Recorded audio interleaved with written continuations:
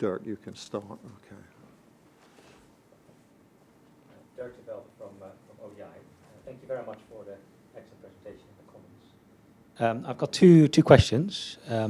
One is that we're currently quite interested in industrialization in African countries, so it has been in Tanzania, for example, and there's a strong interest to think about sort of the China-Africa side. So, is manufacturing going to some of it leaving China, going into African countries? And there are some examples where you can point at some individual like shoe factories or garment factories in Ethiopia or Rwanda, and also some in Tanzania as well.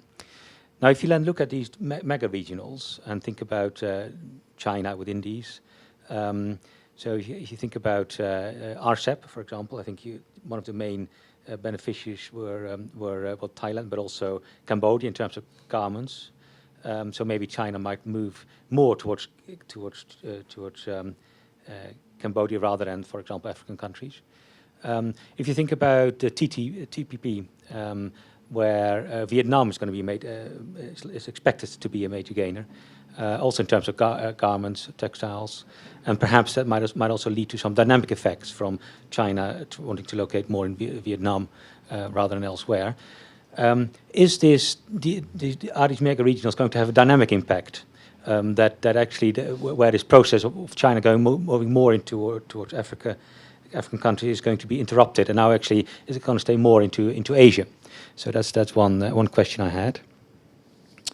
The second was a specific point on garnish. I think it might be a bit dangerous to think about WTO voting reform for so one country, one vote. It might be a bit dangerous if you're already doing away with the single undertaking, and you're also going to do away with specific votes for specific developing small countries. What is their interest at all in then staying in the WTO, and if they don't have any votes? So I think that might be, you can argue maybe for one, not the other, but I think that needs some thought. And also in your presentation, where was the EU? So the WTO was never mentioned in some of the meetings that you attended, but the EU, and I was wondering how should the EU respond to all of this? Well, let's try and take one or two. Yeah. Thank you very much. I'm Jodie Keane from the Commonwealth Secretariat now. I have two main questions, but firstly, thanks, Ganesh. I really enjoyed the introduction, which showed the shifts between the trade and growth relationship. And we do know that there are kind of consolidation processes going on within global value chains right now, and kind of focus on a few key suppliers. And it's in that regard that the TPP and its potential effect on LDCs such as Bangladesh is particularly worrying, and there's already evidence of kind of lead firm shifts in their sourcing strategies and shifting more towards Vietnam. And so that bring the question that comes to my mind is, what can LDCs kind of lobby? What can they lobby for? I mean, how can Bangladesh kind of adapt to that situation as those sources strategies change? And there are quite different dynamics at play with LDCs such as Bangladesh compared to Cambodia in terms of the backward linkage and therefore the role of rules of origin, if we were to focus on rules of origin. So I just throw that question out there. And then secondly, we still don't know all of the details, but there are social and environmental standards likely to be included in the TPP. And Sheila, you mentioned the point about the SDGs. And there's a push for business as well for these sorts of standards because they form part of their compliance architecture. So how, in terms of bringing these issues into the WTO, are the SDGs and this interface with the WTO system, is that the entry point? Well, the rest of you are thinking about your question. Let's offer up to the panel to pick on any or all of these points. Ganesh, why don't you kick off? Thank you very much. These are excellent questions. On the question of voting reform, I think probably, Dirk Willem, you're right. One has to think of the legal side much more carefully of the implications of one or the other. And I keep thinking we've got to think of some ways of breaking this deadlock in, everything agreed at all once, and then voting reform is just an idea. Now, the legality of that is difficult and so on, but it's just an idea. So I hadn't quite thought of it in the two ways you're talking about. On the impact of China and the diversion, that also deals with Jodi's question. Clearly, there will be some trade diversion. How much it is, I think we have to do firm level surveys to understand how multinationals are going to be changing their patterns of sourcing. And these are sort of independent of the trade agreement. So work I've done elsewhere shows that sourcing patterns are not that influenced by necessarily a trade agreement. There are other factors underlying it, particularly as the downturn occurs. So factor costs are even more important. So wages, efficiency at which you're able to move logistics, corruption even, these things are more important than a trade agreement. On the margin, the trade agreement will give you a 5 to 10% advantage. It's an additional thing, right? So there are clearly differences in my mind. I think a lot of economists have tended to overemphasize the trade agreement. But coming from the theory of multinationals, which you yourself have worked on, these things are on the margin. So that's the way I see it. I don't think they're as important as one would have thought. So that's my short answer. Thank you. Max? Yes, respect to the China, Africa, and how China might be changing the investment decisions. Well, it still isn't clear what is China doing and why it's moving into Africa, if this is because they want to use Africa as an export platform, for example, in which case, they have already, their preferences that they could be using. If they are planning to do it because clearly they want to move some production out of China to actually supply back China, that is another thing. So I think that potentially there is an effect, that these changes in mega regionals and the preference associated with them can have on the reallocation of China's investments and China production. But I think that I agree with Ganesh in terms that the other issues in Africa that China might be seeing that may be a more structural and the more long-term that may be motivating their investments. In terms of just mentioning the issue of bringing some environmental standards and to also labor aspects into the WTO. I think there is something that is clearly on the table. I don't know at the WTO. Before I was at the Ministry of Agriculture in Argentina, so I was also on the part of the negotiation. I would say that was heretic from the point of Argentina. Having that kind of thing at the WTO would be completely unacceptable. But for example, now that the EU strategy came out, the EU is pushing to have all these issues. One of the principles of the new strategy is the European values, and the European values are taking care of the environment, the protection of labor, etc. So I think that these elements are going to be bring and how bring them into the WTO to actually to be used and actually to be at the service at the developing countries, I think would be a good idea. I think that one of the things of the TPP that is doing, specifically in the case of Vietnam that has been around the media, basically Vietnam will have to adhere a lot of labor standard. For example, they have to allow the existence of alternative labor unions. How to bring it to the WTO, I think, would be more complicated because you will have the resistance of many countries, and for example, I consider that, for example, Brazil would be someone that would be absolutely against that. So. Sheila. Just another point on the reforming the WTO. I think you probably can't use the analogy which Ganesh used of the development banks. No country has to be a member of a development bank. What was probably true under GATT, that no country had to be a member of GATT. Now, for practical purposes, you have to be a member of the WTO. And if countries started to leave the WTO because the of a change in the voting, it would be a very complicated operation to disentangle. I also think that there's a real point on, because of the dispute settlement, which you slightly raised as well. Countries will not consent to that on the basis of a majority that was against them. I mean, they cannot legally do so. They have, it's effectively a treaty. They have to sign up to that treaty. So I don't see in international law how you're going to get that through.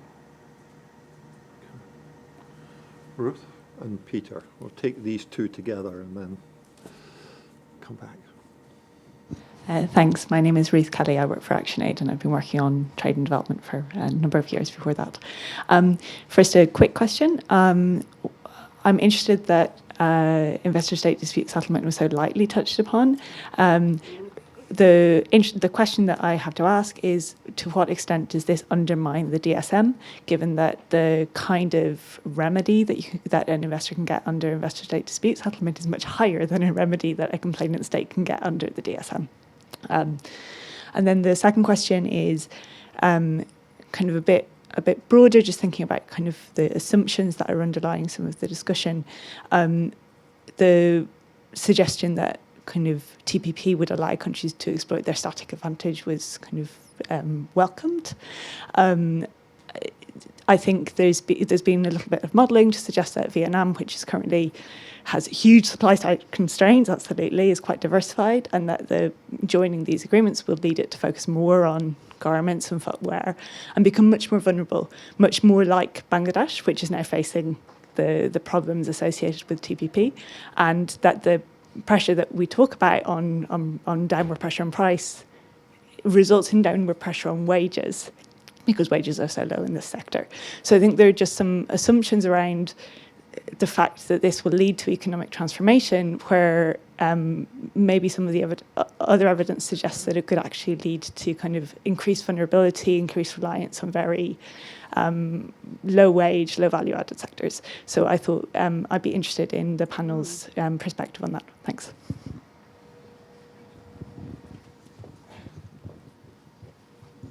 Thanks very much. Really interesting. Peter Holmes from Sussex. Really interesting talks.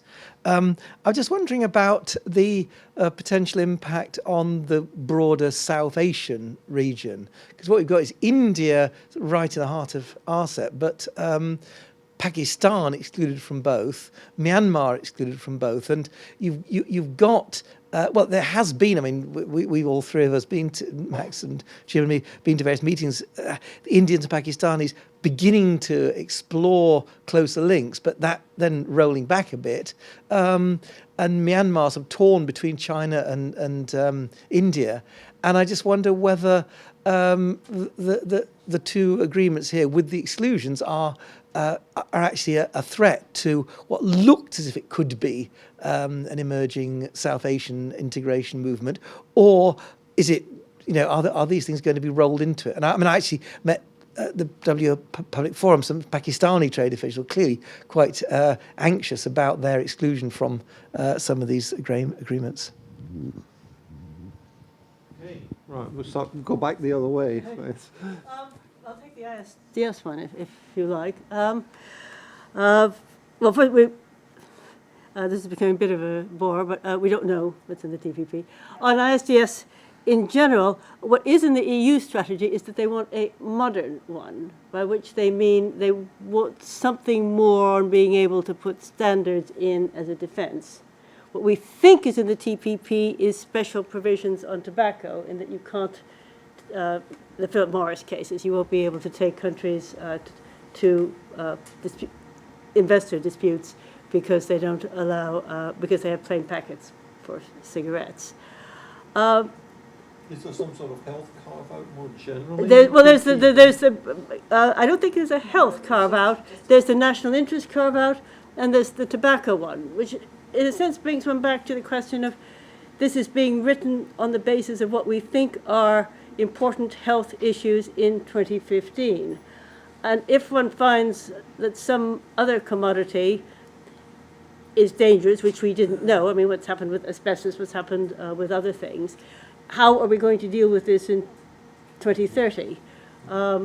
because the ISDS, I agree, it's more rigid than the dispute procedure. It's not necessarily heavier penalties. I mean, companies actually get something out of it, whereas a company won't actually get anything out of the WTO dispute procedure. So for a company, it's preferable.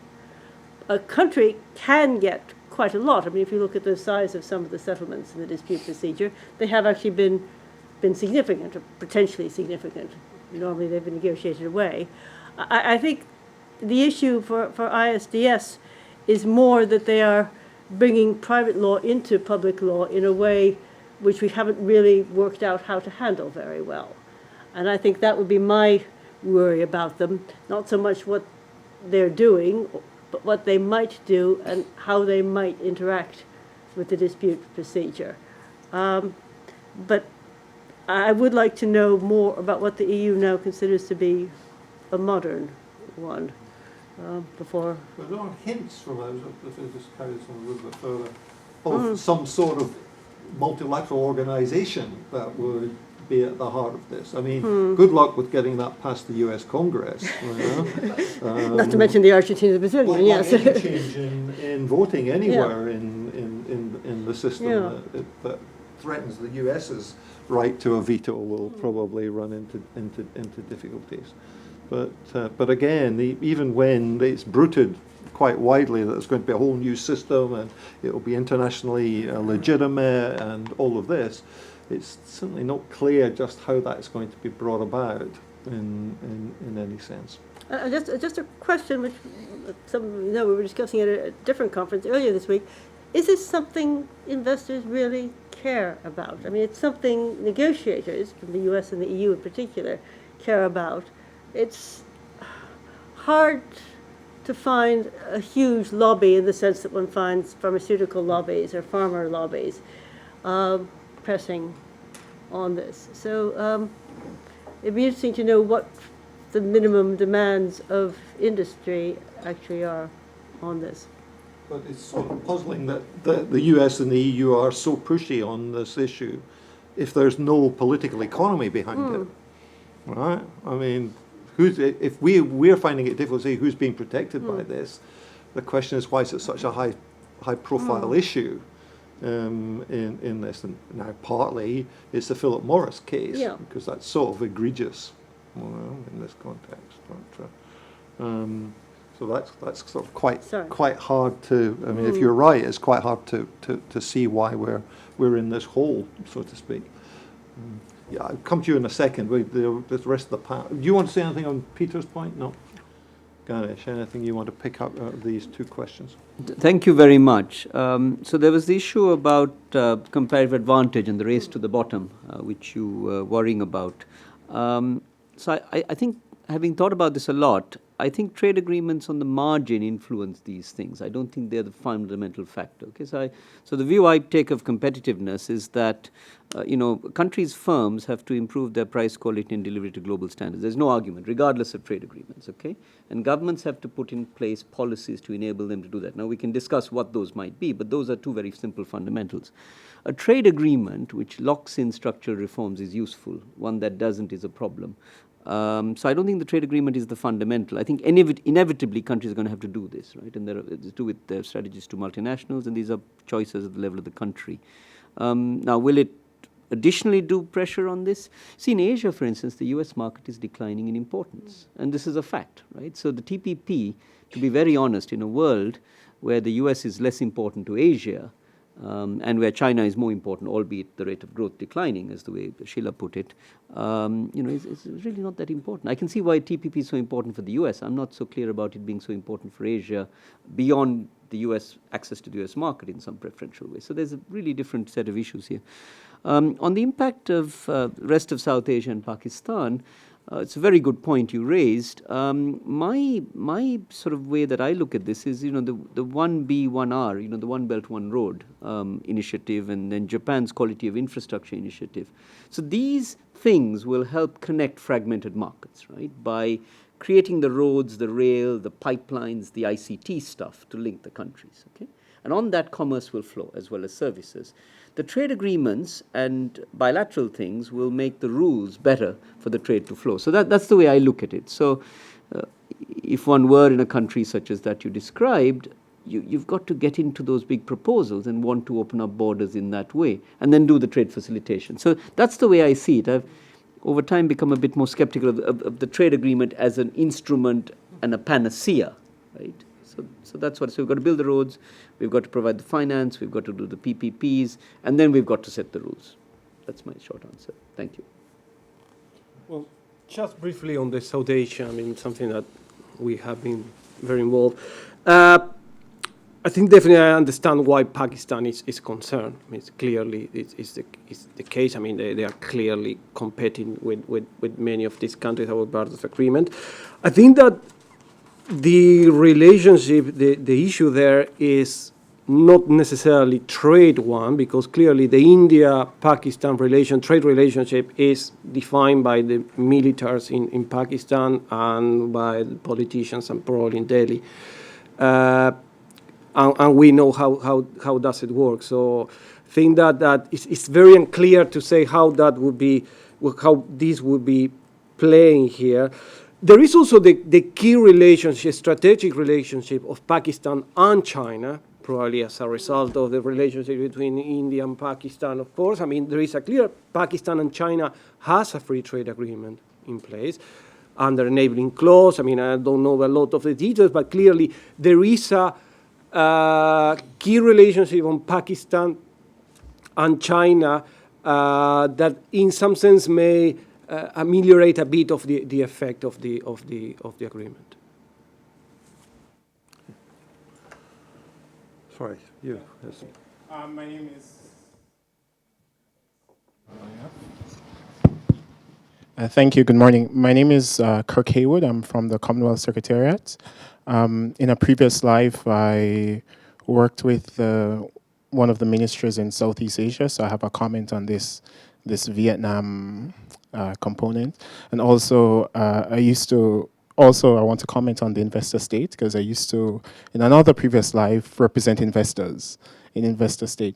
So on the Vietnam point, I think it's I'm not of the view that Vietnam will see an increase in vulnerability. Vietnam, although people often focus on the garment and textiles where they're very obviously strong, and where they in fact may get more investment, because you see statements coming out of the US Textile Federation that they're taking their members to explore Vietnam.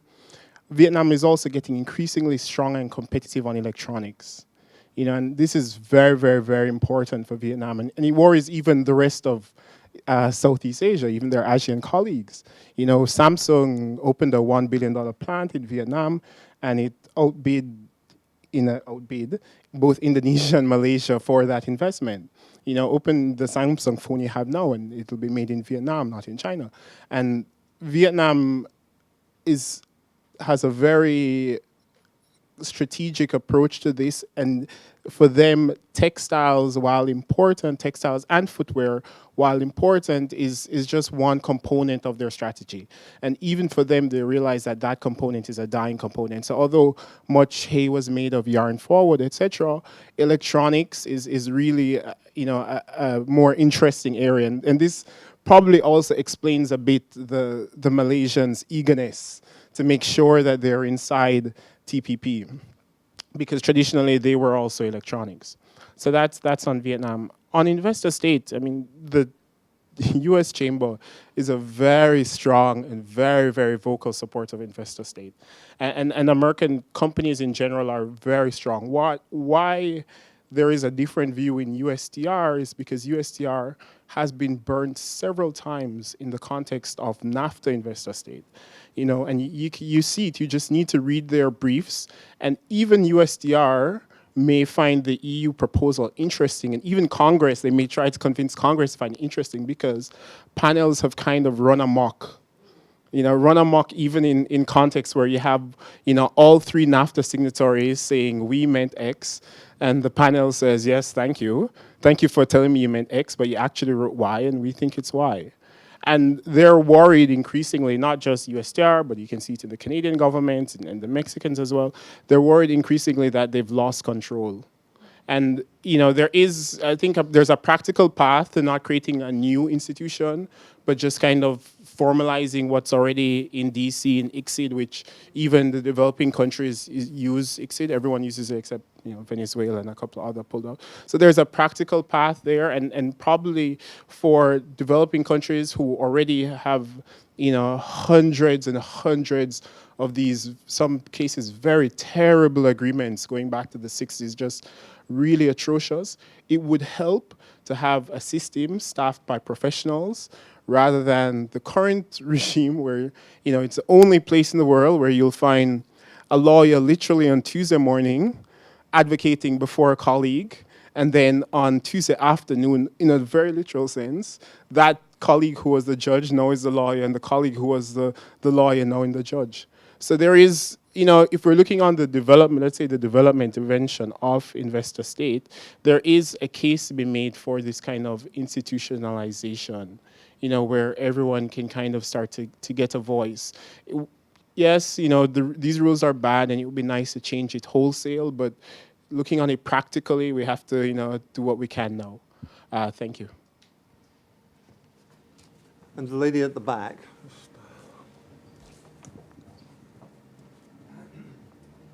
Thank you. My name is Antoinette Salah. I'm an agricultural consultant. Thank you very much for your presentation and also the comments from the discussion. My focus is on what are your thoughts about what could happen to the small-scale farmers in the African context and in the South Asian context. I'm thinking of, for example, in Burkina Faso about the cotton farmers. How will these mega regional trade agreement affect their livelihood? Thank you.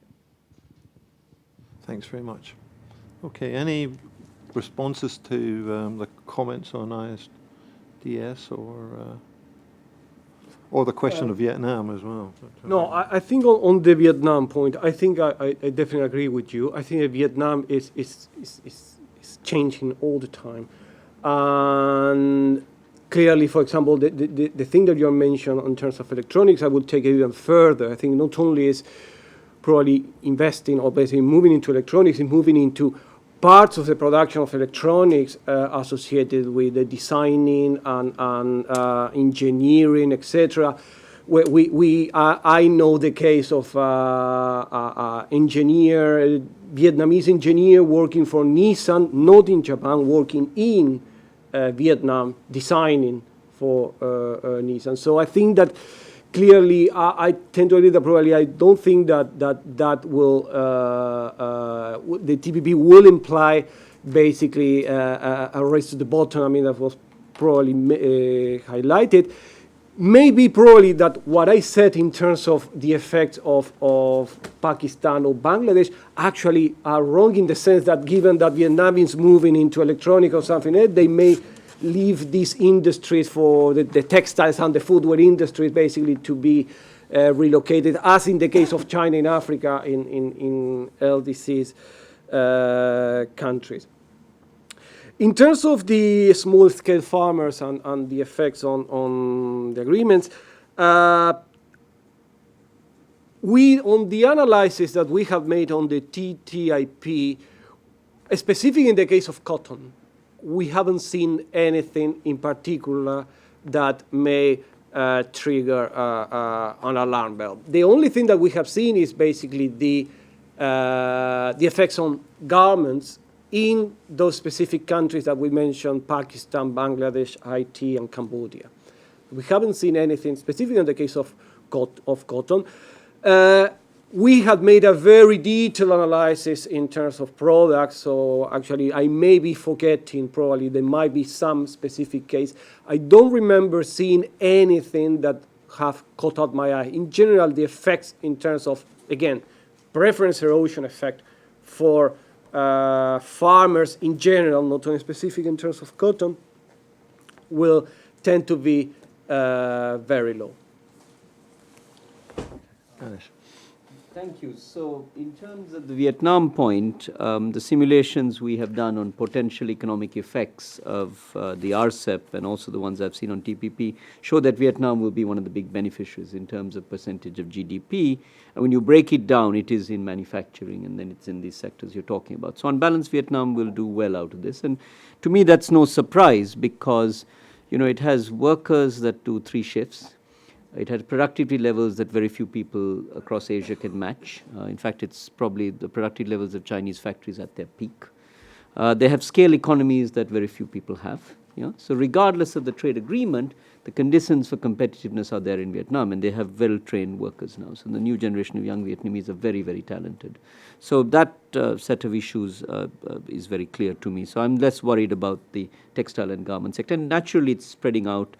And more Chinese outward investment will go into the region, as well as Korean and others. And it's no surprise that Samsung are doing this. So Vietnam, I'm not particularly worried. Cambodia has more of a challenge, potentially, because of some of the political economy factors, as well as the issues of the sourcing of multinationals. And so I think that is more of a challenge. But Cambodia also benefits.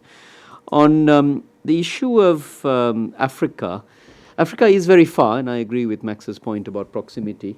But I think the point is we cannot be complacent. You've got to put in place policies to help the small farmers where possible, consolidate where that's appropriate, and build in the business regime that really promotes industry, if that is what one wants to do. Because the mega regions eventually will bring other countries into the play, plus the global trading system. So I think imperative is even more now for countries that are outside this storyline to just improve their competitiveness.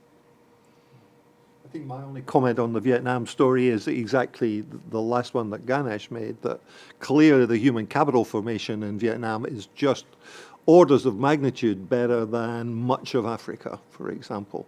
And that's the real blockage to getting the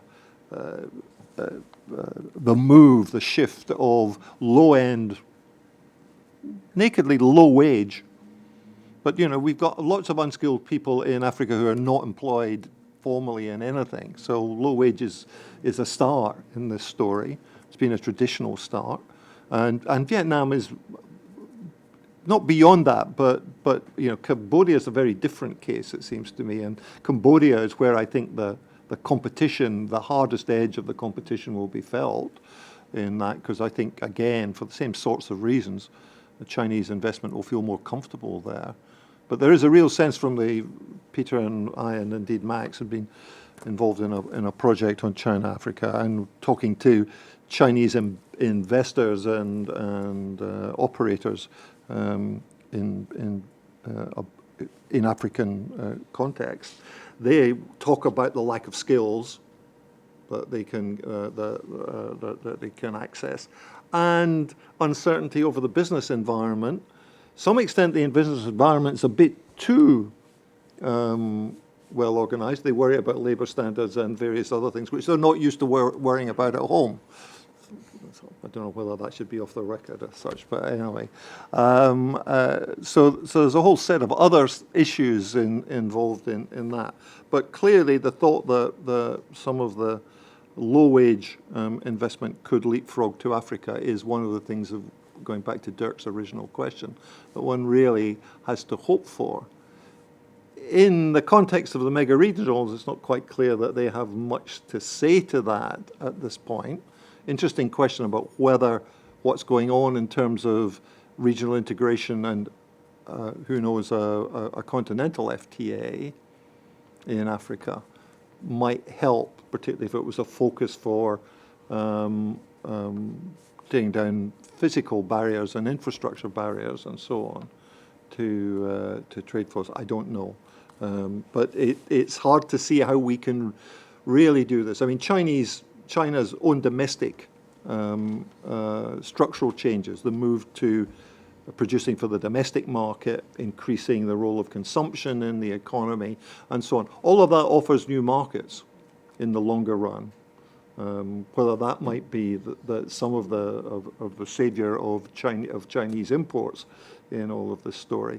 And that offers an opportunity potentially to Africa, But we see, for example, that South Africa can export cars to Japan and to the US and indeed to Europe, but can't export them to China. You know, that's one of a, even where there is a manufacturing industry, China has got barriers one way or another. Sorry, Ganesh. Just to supplement your point, China's push into Africa is often misunderstood, and I think there are 2 points to this. The first is the search for commodities. I mean, China is, a huge domestic market, right? Billion something people, which according to our projections will join the middle class by 2030, between $10 to $100. And so there's a huge demand for all the white goods and all the things that people want. So that's one source, commodities. The other motivation so far has been infrastructure, and it's doing a lot in terms of infrastructure in Africa, rail, buildings, etc. So that's been the traditional motivation. And then there is as I go more and more to Beijing, I sense there is really a desire to play a global role, but a global role different to what's been played by the United States and the European Union and others, or Japan, in a sort of a world order that is more sort of non-aligned, more developing country centered. There's a kind of a different view. And in that, there is a genuine motivation to try to help countries outside its orbit. And so the motivations are different. As Peter said, manufacturing is challenging. Small markets, landlocked countries, etc., don't make it that easy to do the kinds of manufacturing that China is very specialized in or can actually send overseas. So in a landlocked country, for instance, maybe it would be Uganda or some of the others, very, very hard to do value chain based production, because a lot of it is getting the stuff through, from the factory to the sea very quickly and then out again. And the advantage, of course, is the proximity of Africa to Europe, for instance, or the United States compared to East Asia, where China is. But so these issues of the policy environment come into play, as does labor cost. It's cheaper to often put that factory in, let's say, Cambodia, or say even Bangladesh, which is outside this, or Sri Lanka, than to take it all the way to Africa, where, in fact, labor costs are quite expensive in Africa. It's interesting. This is something that I think you were kind of hinting at, because, the productivity wage nexus is terribly important in this, right?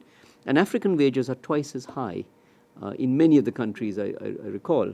We worked together some years ago, but I don't think that's changed. And the productivity, unfortunately, is lower.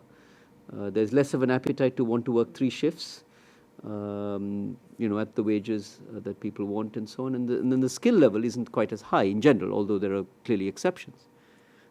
So I think we have to look at those factors very potently if we want to get Africa into these chains, and hopefully the spillover will occur in manufacturing. That's all I want to contribute. Thank you. Okay. Any more? Sure. Yes. Sorry.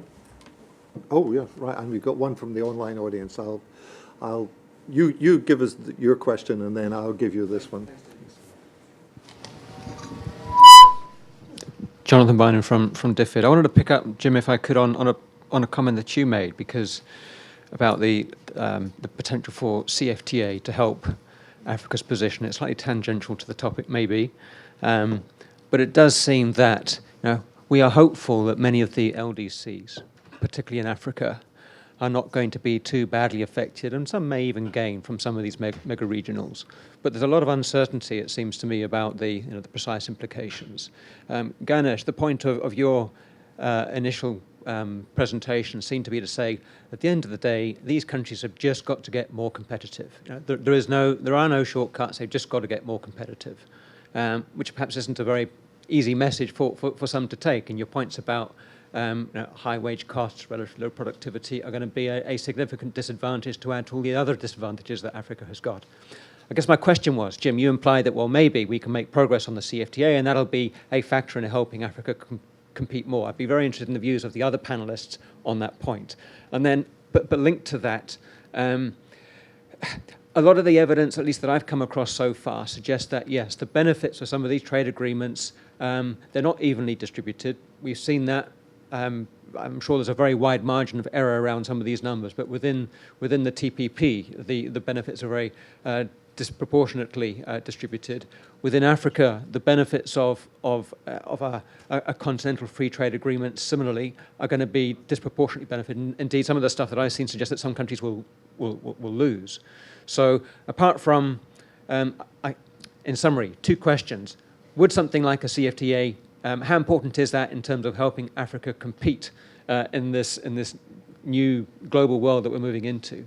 And secondly, what best can be done to enable those countries that may lose, or at least feel they may lose from such an agreement? What can be done to encourage them to take part and allow an agreement to proceed?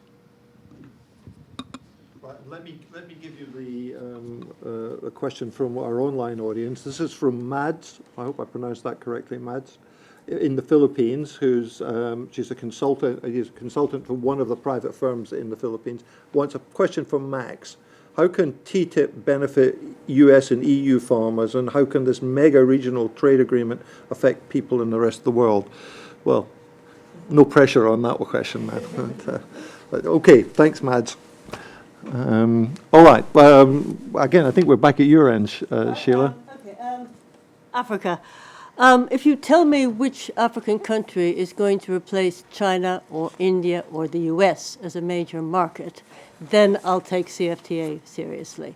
I think it's a very, very odd for a continent of small countries not growing as fast as some non-African countries to think that that's where its future lies. I'm not sure that we know now really which are going to be the major rapidly growing Chinas of the 2020s. And I'd like to know, I don't think it's going to be China anymore, but I don't think it's going to be any of the African countries. South Asia, slightly less unlikely. 1 or 2 of the Latin Americans, less unlikely. I think that to turn in the way the African regions are doing is a mistake. It requires completely rebuilding African infrastructure, some of which is useful, some of which isn't. It's a very odd thing to do. One has to remember that the EU has worked because the EU countries account for, 40% of world trade. The African countries don't. How do you help them if you don't use CFTA or TPP or TTIP? I'm afraid I'm entirely with Ganesh on this.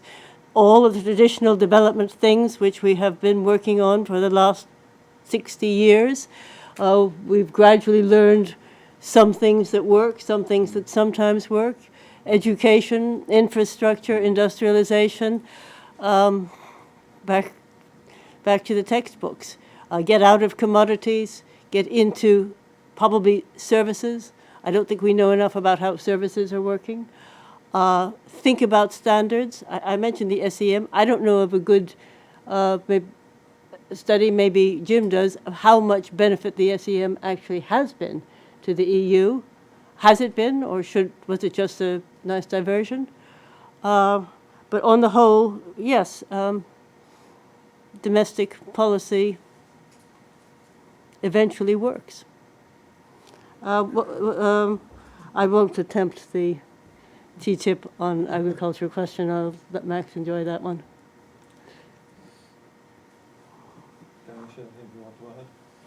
Sure. No, I think that's sort of true. I mean, Africa doesn't have. I mean, you've got Nigeria at the top and South Africa at the bottom, and you've got Egypt, haven't you? And none of those is what we would like as a dynamic country, in the sense of what China plays or Japan plays in Asia, that kind of idea. So that's a big problem. And I think, so one refinement is that, Africa has commodities, it has land. We've got to try to exploit those. There are some areas of manufacturing. But the supply chain thing for Africa, I think, is going to be firms and segments. It's going to be narrow bits. It's not going to be a generalized phenomenon that easily. And I think it's probably, okay, I'm going to put my neck out, because Africa is not a member of the Asian Development Bank, by saying it would be a waste of aid resources to invest heavily in supply chain development in Africa. This is my African hat that I used to work on for 10, 15 years. Segments, yes. within segments commodity-based or services-based that are linked to the supply chain, that requires very careful analysis. SMEs, yes, to some extent, but SMEs are not present in the value chain very much. So I think we've got to think very, very carefully, and I think we've got to look at that, and we may have to also keep financing Africa with aid and build the governance in the institutions over time. And eventually it has to catch up, because factor costs will rise in other parts of the world, and it will come into play. So I think that's just my simple point. And on the CFTA, it may help market consolidation in some form if one can somehow group the more dynamic countries.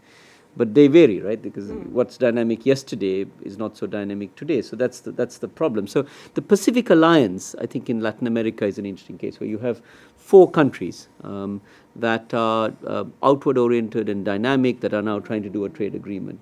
Sheila is skeptical, but that's an interesting model, right? So if you take those compared to the others in Latin America, maybe those might be quite good. So maybe you don't want Venezuela in your basket.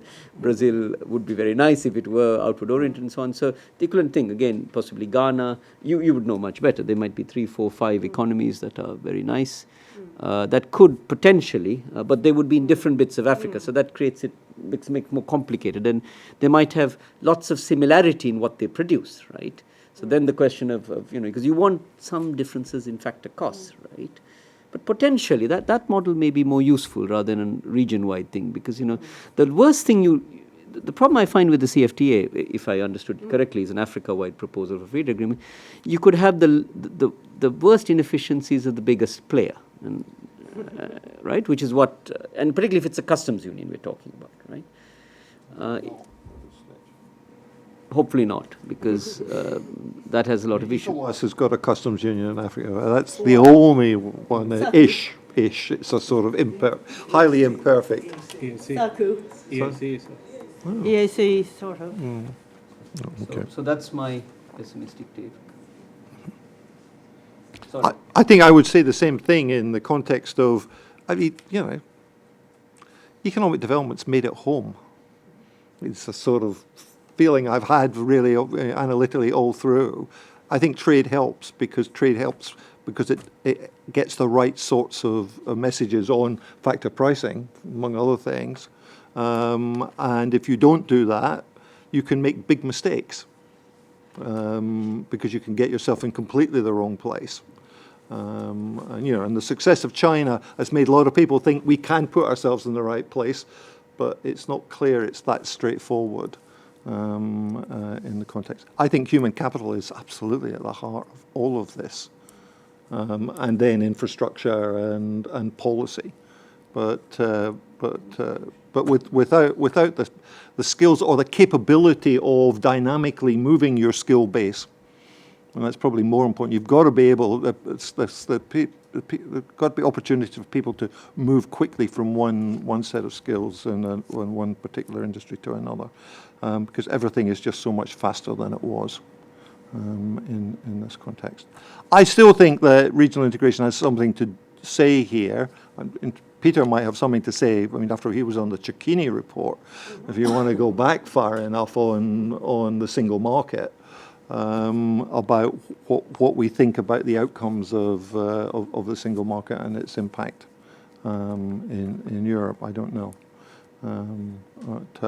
But I think particularly with the infrastructure, there are so many landlocked countries, so that in itself, east, west, north, south, doesn't matter which way you're looking. Again, I take the point that the production structures are much the same, commodity structures are much the same, one country to another, but still there's room for specialization within that. And there are, and in the foodstuffs, there's quite a lot of value chain going on, Tesco beans or whatever is a value chain.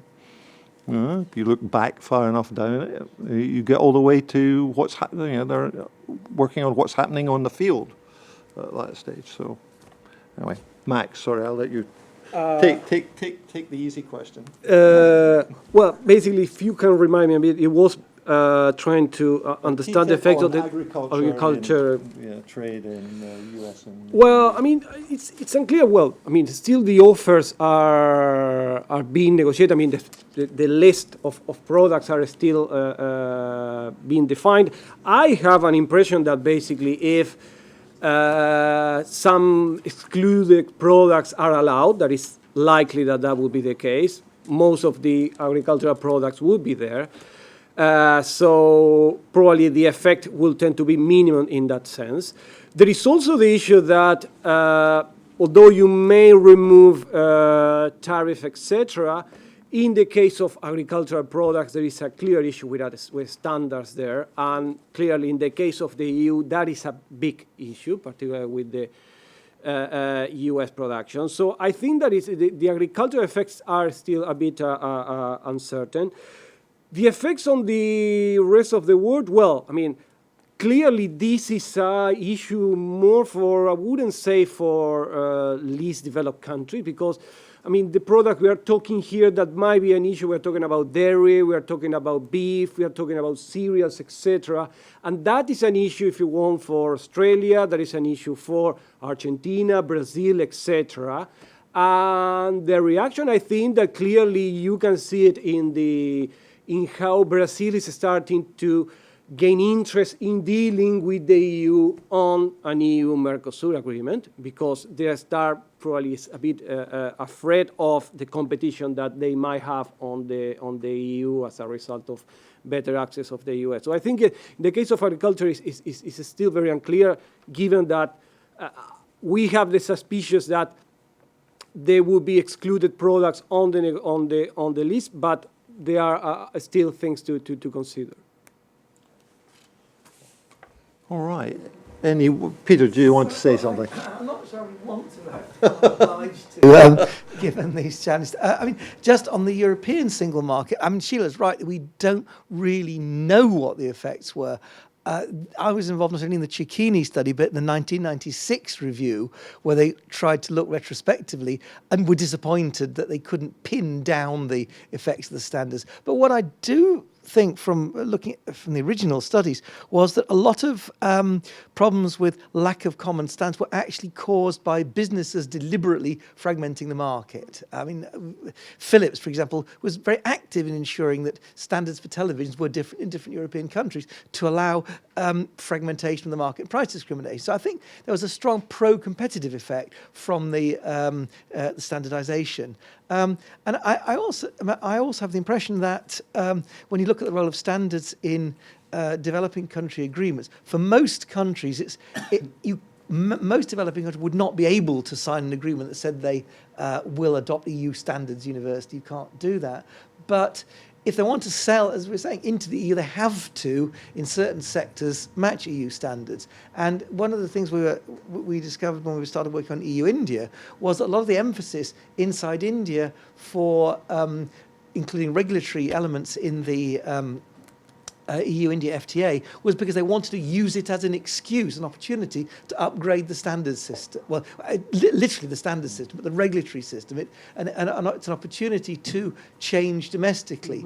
And of course, I mean, I'm just interested to know how much regulatory harmonisation there could be between TTIP, I suspect very little, and TPP. But everybody in Asia is going to have to sell into China using Chinese standards. So I suspect that's going to be how China decides to adopt international standards or set its own. I think probably will be a crucial thing on the role of standards in trade in the future. Sorry. Yes. Okay, I think we can start drawing this to a close. Perhaps, I don't know if any of you have any last words you want to impart at this stage. Ganesh? I guess the only thing I'd want to say to the audience and also to the people outside is, mega regionals, I think, are a very exciting opportunity. I think in a world where we really need to liberalize trade, and I think we need to look at them very carefully and see how they can be used. And each country is different, but you've got to fundamentally build your competitiveness if you're going to participate. And I think the whole world in going and asking for special and differential treatment as a blanket strategy without building the skill base, without building the infrastructure, etc., I think it's going to be very, very tough. And that's the basic story. And the world has that issue of dividing into those who are part of the competitiveness world and so on, and supply chain, versus those that are not. And I think that's the serious message one wants to impart. Thank you. Nice. Yes, no, basically I agree with that. And yes, I mean, agreements are, we can put it as a maybe a necessary condition for some kind of economic transformation, etc., but are far from being a sufficient condition and determinant of any of these elements. So I agree with that final comment. Okay. Somewhere in my instructions, I'm supposed to pull all of this together. I think, given how little we know about what's actually happening, and actually in even the TPP agreement, which has been signed by some people, so something must exist to be signed, but maybe it's just a blank piece of paper at this stage, I don't know.